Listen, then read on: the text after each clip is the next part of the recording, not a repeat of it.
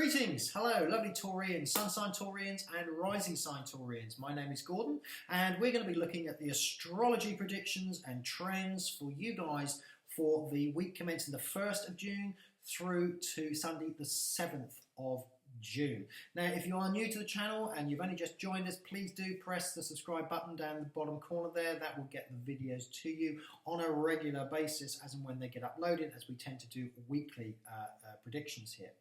Right, okay, let's get cracking on. So what's happening with you lovely Taurians? Well, there's a lot of energy around you this week as we see the full moon reaches culmination in your 8th house. That is the house that contains Sagittarius.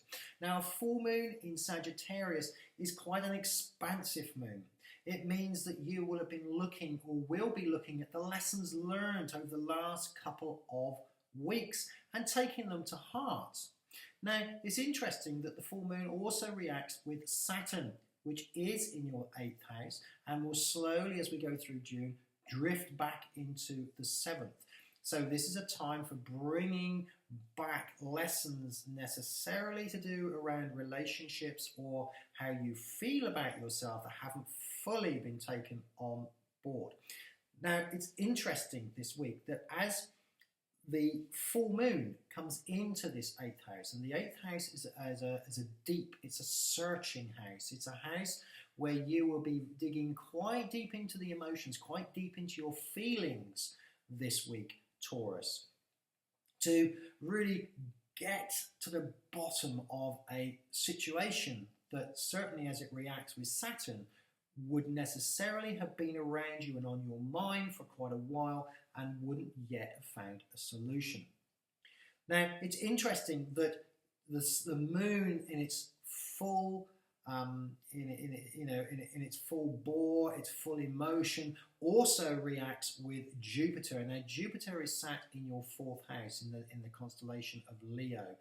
This, for some Taurians, can be causing you to ask again questions, because there is a need here, Taurus, to expand. There is a need to transform and carry this transformation that is happening with your inner core forward. Uranus is positioned in your 12th house, and this is the house of secrets, it's the house of suppression, but Uranus has a lot of energy and it wants to express the energy. Now, as it comes in contact at the beginning of the week with the moon and also with Jupiter, there is going to be a wish to get things out into the open, to move plans forward, to get things on the table and start to push forward plans that up until this point may have been holding back.